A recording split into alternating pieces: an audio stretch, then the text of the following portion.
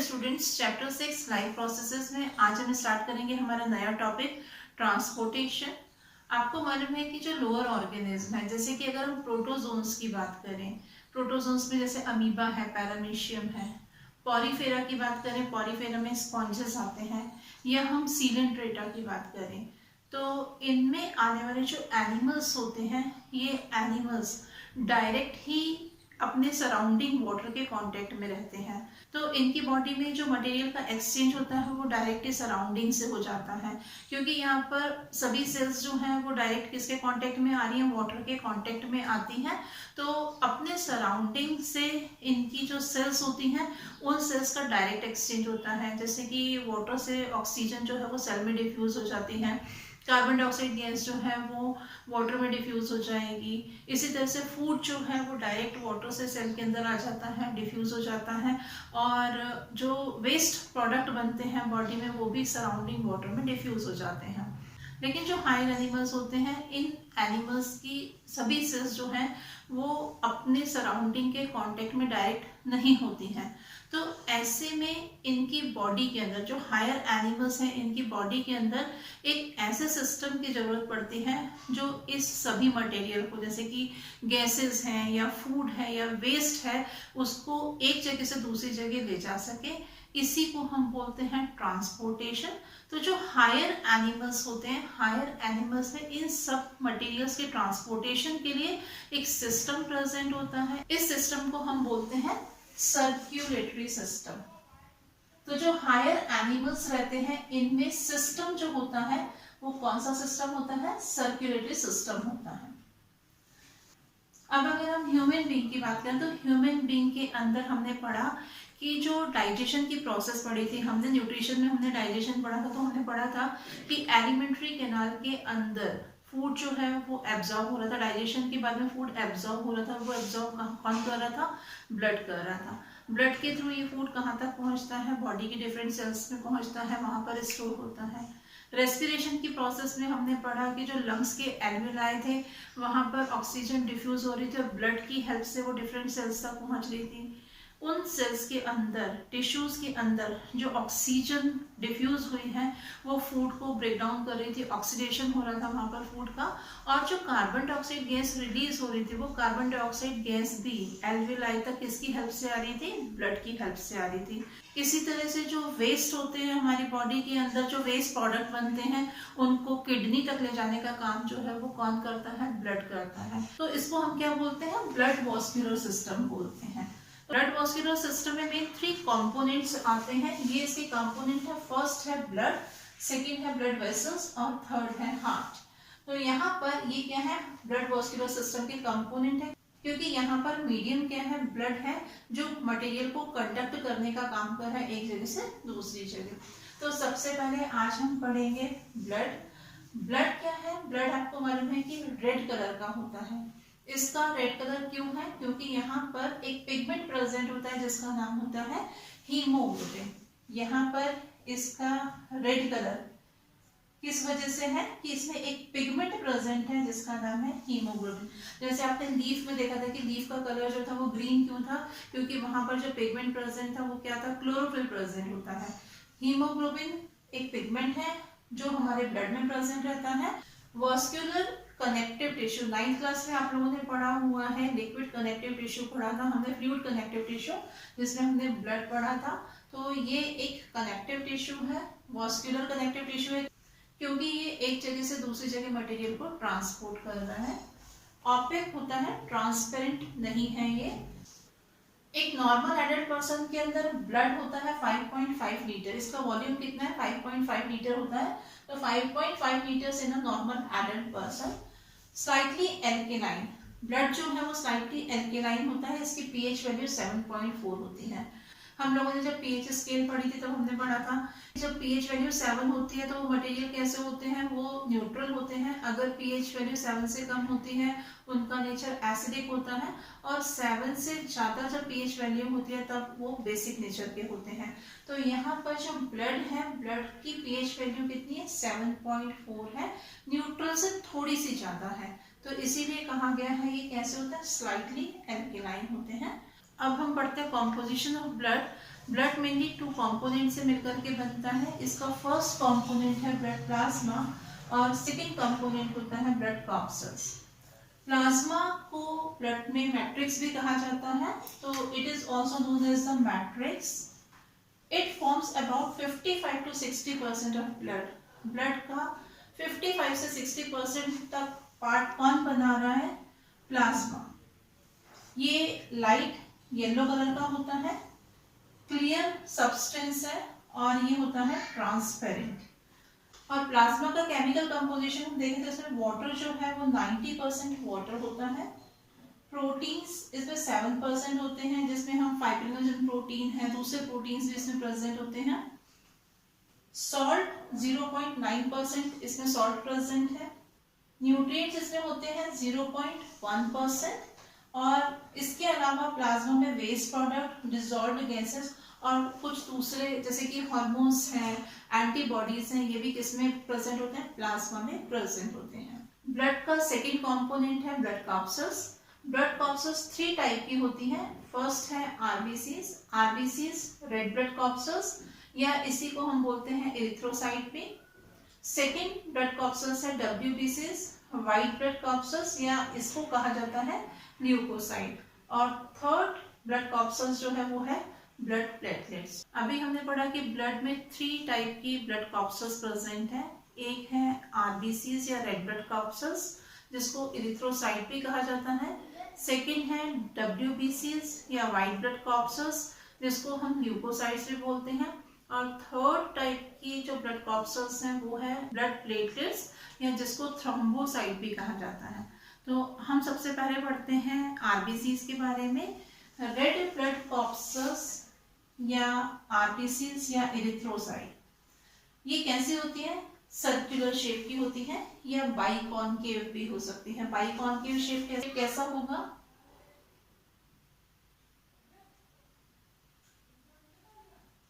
इस तरह का शेप होता है किसका?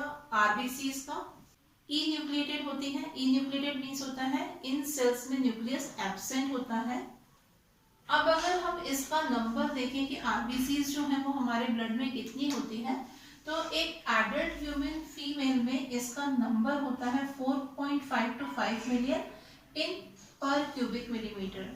1 क्यूबिक मिलीमीटर ब्लड में फीमेल बॉडी के अंदर कितना मिलियन आरबीसीज मिलेंगे? 4.5 से लेकर के 5 मिलियन आरबीसीज होती हैं। इसी को हम आरबीसीज काउंट बोलते हैं। एडल्ट ह्यूमन मेल के अंदर इस आरबीसीज का नंबर होता है 5 to 5.5 मिलियन इन पर क्यूबिक मिलीमीटर। यहाँ पर क्यूबिक मिलीमीटर ब्लड में 5 से लेकर के 5.5 मिलियन तक आरबीसीज मिलती हैं किसमें? एडल्ट मेल में। इसके साइटोप्लाज्म में सेल ऑर्गेनल्स एब्सेंट होते हैं। आपको मालूम है कि सेल के अंदर सेल ऑर्गेनल्स प्रेजेंट होते हैं, पर इनके सेल के साइटोप्लाज्म में सेल ऑर्गेनल्स एब्सेंट होते हैं और वहां पर एक पिगमेंट होता है जो बहुत ज्यादा होता है जिसको हम क्या बोलते हैं? हीमोग्लोबिन बोलते हैं। और इस हीमोग्लोबिन की वजह से ही जो ब्लड कॉर्पस्कल्स हैं उनका कलर कैसा होता है? रेड होता है। और आरबीसीज का लाइफ स्पेन होता है 115 से 120 डेज का। लाइफ स्पेन मीन्स होता है नई सेल्स के बनने से उसके खत्म होने तक का जो टाइम रहता है उसको हम बोलते हैं लाइफ स्पेन। यहाँ पर आरबीसीज का लाइफ स्पेन कितना है? 115 से 120 डेज होता है। इसके बाद में ये हमारी बॉडी में जो एक ऑर्गन्स स्प्लीन होता है वहां पर या बॉडी के लीवर में ये डिस्ट्रॉयड हो जाती है। इनके डिस्ट्रॉयड होने का जो रेट होता है वैसे ही ये बनती भी है हमारी बॉडी में। जिस रेट से ये डिस्ट्रॉयड होती है उस रेट से हमारी बॉडी में ये बनती है। और ये बनती कहाँ पर है? बोन के रेड बोन मैरो में इसका फॉर्मेशन होता है। सेकेंड टाइप की ब्लड कॉर्पस्कल्स है व्हाइट ब्लड कॉर्पस्कल्स जिसे हम डब्ल्यूबीसीज और ल्यूकोसाइट भी बोलते हैं। ये राउंड शेप की होती है, राउंडेड हो सकती है और अमीबॉइड शेप की होती है। न्यूक्लिएटेड होती है ये सेल्स। डब्ल्यूबीसीज जो है वो न्यूक्लिएटेड है, इनमें न्यूक्लियस प्रेजेंट होता है। Non pigmented. आरबीसीज में भी आपने देखा कि हीमोग्लोबिन पिगमेंट प्रेजेंट था, लेकिन डब्ल्यूबीसीज में किसी भी तरह का कोई पिगमेंट प्रेजेंट नहीं होता है। और अब हम डब्ल्यूबीसीज काउंट देखें। एडल्ट ह्यूमन बीइंग में डब्ल्यूबीसीज काउंट जो है वो कितना होता है? 5,000 to 10,000 पर cubic millimetre of blood. 1 cubic millimetre blood में WBCs का नंबर जो है वो 5,000 से 10,000 होता है। इसी को हम WBCs काउंट बोलते हैं। WBCs काउंट जो है वो RBCs काउंट के कंपैरेटिवली बहुत कम होता है। अभी हमने देखा था कि RBCs काउंट जो था वो बहुत ज्यादा होता है, लेकिन WBCs काउंट जो है वो कितना है, पर क्यूबिक मिलीमीटर ब्लड में 5,000 से 10,000 तक WBCs होती हैं। WBCs 2 टाइप की होती हैं, एक होती है ए ग्रेन्युलोसाइट और एक होती है ग्रेन्युलोसाइट। ए ग्रेन्युलोसाइट में जो साइटोप्लाज्म रहता है वो नॉन ग्रेन्युलर होता है और इनमें अनलोब्ड न्यूक्लियस होता है। अनलोब्ड न्यूक्लियस मींस न्यूक्लियस जो होगा वो कुछ इस तरह से राउंड शेप का रहता है। सेकेंड टाइप रहता है ग्रेन्युलोसाइट। ग्रेन्युलोसाइट में जो साइटोप्लाज्म रहता है वो ग्रेन्युलर टाइप का रहता है और यहाँ पर लोब्ड न्यूक्लियस मिलता है। लोब्ड न्यूक्लियस मींस क्या होगा, ये जो सेल रहती है, सेल के अंदर न्यूक्लियस जो है वो कुछ इस तरह से लोब टाइप का स्ट्रक्चर फॉर्म करता है। तो WBCs मेनली 2 टाइप की हैं, एक ग्रेन्युलोसाइट जिसमें नॉन ग्रेन्युलर साइटोप्लाज्म और अनलोब्ड न्यूक्लियस होता है, और सेकेंड टाइप इसका ग्रेन्युलोसाइट है जिसमें ग्रेन्युलर साइटोप्लाज्म और लोब्ड न्यूक्लियस होता है। ए ग्रेन्युलोसाइट सेल्स जो है वो 2 टाइप की होती हैं, एक होती है मोनोसाइट और एक होती है लिम्फोसाइट। मोनोसाइट एंड लिम्फोसाइट ये ए ग्रेन्युलोसाइट्स होती हैं, और सेकेंड टाइप जो है ग्रेन्युलोसाइट्स, इसमें भी 3 टाइप की सेल्स होती हैं, एक होती है न्यूट्रोफिल, एक होती है बेसोफिल और एक होती है एसिडोफिल्स। तो इस तरह से यहाँ पर एक ग्रेन्युलोसाइट में मोनोसाइट्स और लिम्फोसाइट सेल्स प्रेजेंट होती है और ग्रेन्युलोसाइट में होती है 3 टाइप की cells, neutrophil, basophil and acidophil. और WBCs का जो लाइफ स्पेन है ये 1 to 2 days होता है। ये डिस्ट्रॉयड भी होती रहती है और नई WBCs जो है वो बनती भी रहती हैं। इसका लाइफ स्पेन जो है वो RBCs के कंपैरेटिवली बहुत कम होता है। RBCs का लाइफ स्पेन अभी हमने पढ़ा था कि 115 से 120 डेज का होता है, जबकि WBCs का लाइफ स्पेन जो है वो 1 to 2 डेज का होता है। थर्ड टाइप की ब्लड कॉर्पस्यूल्स होती हैं ब्लड प्लेटलेट्स, या इसी को हम थ्रोम्बोसाइट्स भी बोलते हैं। ये स्मॉल साइज की होती है, बाइकॉन्वेक्स स्ट्रक्चर होता है इनका, देखने में ये बाइकॉन्वेक्स टाइप की होती है। बाइकॉन्वेक्स मीन्स होता है इस तरह का स्ट्रक्चर होता है, दोनों सरफेस जो है वो कॉन्वेक्स है, इसलिए इसको बाइकॉन्वेक्स बोला है। या ओवल और राउंड शेप की भी हो सकती है। ई न्यूक्लिएटेड है, ई न्यूक्लिएटेड मीन्स होता है न्यूक्लियस इनमें एब्सेंट होता है। और अगर हम इनका नंबर देखें तो इनका नंबर 2,50,000 से 3,50,000 तक होता है पर क्यूबिक मिलीमीटर ब्लड में, और इनका लाइफ स्पेन 2 to 3 डेज होता है। और ये सेल्स जो होती है ब्लड कॉर्पस्यूल्स जो है वो ब्लड की क्लॉटिंग में हेल्प करती है। ब्लड की क्लॉटिंग क्या होती है, जब हमको चोट लग जाती है तो चोट लगते टाइम हमने देखा है कि ब्लड जो होता है वो बाहर निकलता है और कुछ टाइम के बाद में आप देखते हैं कि उस जगह पर ब्लड जम जाता है, क्लॉट हो जाता है, तो ब्लड के कोएगुलेशन में हेल्प करते हैं, ब्लड के जमने में ये हेल्प करती हैं। कंपोजिशन ऑफ ब्लड के बाद में हम पढ़ते हैं फंक्शन ऑफ ब्लड। अब हम पढ़ते हैं functions of blood. First function है provides oxygen to the cells. Blood cells को ऑक्सीजन प्रोवाइड करता है। Blood absorbs oxygen from the lungs and transports it to different cells of the body. Blood oxygen को absorb करता है। कहाँ से absorb कर रहा है, ये लंग्स से एब्जॉर्ब करता है। और लंग्स में हमको मालूम है कि जो एल्विलाई रहते हैं, रेस्पिरेशन के प्रोसेस में हमने पढ़ा है कि एयर एल्विलाई के अंदर आती है, एल्विलाइज जो रहते हैं वो एयर से फिल हो जाते हैं और वहाँ से ऑक्सीजन जो है वो ब्लड में डिफ्यूज़ होती है और ये ब्लड की हेल्प से ट्रांसपोर्ट होती है कहाँ तक, different cells of the body, body के डिफरेंट सेल्स तक ये ऑक्सीजन पहुँचती है। और किसकी हेल्प से जा रही है, ब्लड की हेल्प से। The waste carbon dioxide moves from the blood to the lungs and exhale. ये जो ऑक्सीजन सेल्स तक पहुँची है ये फूड को ऑक्सीडाइज करती है और कार्बन डाइऑक्साइड गैस बनती है सेल्स के अंदर। ये कार्बन डाइऑक्साइड ब्लड में डिफ्यूज़ हो जाती है और ब्लड की हेल्प से फिर कहाँ तक आ रही है, ये लंग्स तक आती है, लंग्स के एल्विलाई तक आती है और यहाँ पर एल्विलाई में डिफ्यूज़ हो जाती है और इसको एक्सेल्ट कर दिया जाता है। नेक्स्ट फंक्शन है transports hormones and nutrients. Blood hormones और न्यूट्रिएंट्स का ट्रांसपोर्टेशन करता है। The digested nutrients such as glucose, vitamins, minerals and proteins are absorbed into the blood through the capillaries in the villi lining the small intestine. हमने जब digestion पढ़ा था तब हमने वहाँ पर पढ़ा था कि हमारी स्मॉल इंटेस्टाइन के अंदर फूड डाइजेस्ट होता है और वहाँ पर विली प्रेजेंट थे और इन विली के चारों तरफ ब्लड कैपिलरीज का नेटवर्क था। तो ब्लड जो है वो विली से क्या करता है, इन न्यूट्रिएंट्स को एब्जॉर्ब करता है और कहाँ तक पहुँचाता है, डिफरेंट सेल्स तक पहुँचाने का काम करता है। The hormones secreted by the endocrine glands are also transported by the blood to different organs and tissues. हमारी बॉडी में बहुत सारी एंडोक्राइन ग्लैंड्स प्रेजेंट होती हैं। ऐसी ग्लैंड जो डक्ट लेस होती हैं, जिनमें डक्ट नहीं होती है, उन ग्लैंड्स को हम बोलते हैं एंडोक्राइन ग्लैंड्स। और ये ग्लैंड्स अपने में से कुछ केमिकल्स को सिक्रीट करते हैं जिनको हम हार्मोन्स बोलते हैं और ये हार्मोन्स हमारी बॉडी की बहुत सारी एक्टिविटीज़ को रेगुलेट करते हैं। तो इन एंडोक्राइन ग्लैंड से सिक्रीट होने वाला हार्मोन्स जो है वो भी ब्लड की हेल्प से ट्रांसपोर्ट होता है डिफरेंट ऑर्गन्स और टिश्यूज़ तक। ब्लड का नेक्स्ट फंक्शन है होम्योस्टेसिस। होम्योस्टेसिस का मतलब होता है बॉडी के इंटरनल एनवायरनमेंट को मेंटेन करना। Blood helps to maintain the internal body temperature by absorbing और releasing heat.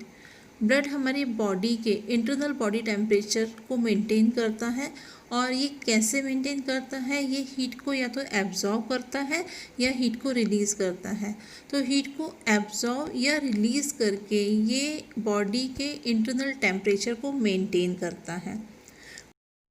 नेक्स्ट फंक्शन है blood clotting at site of injury.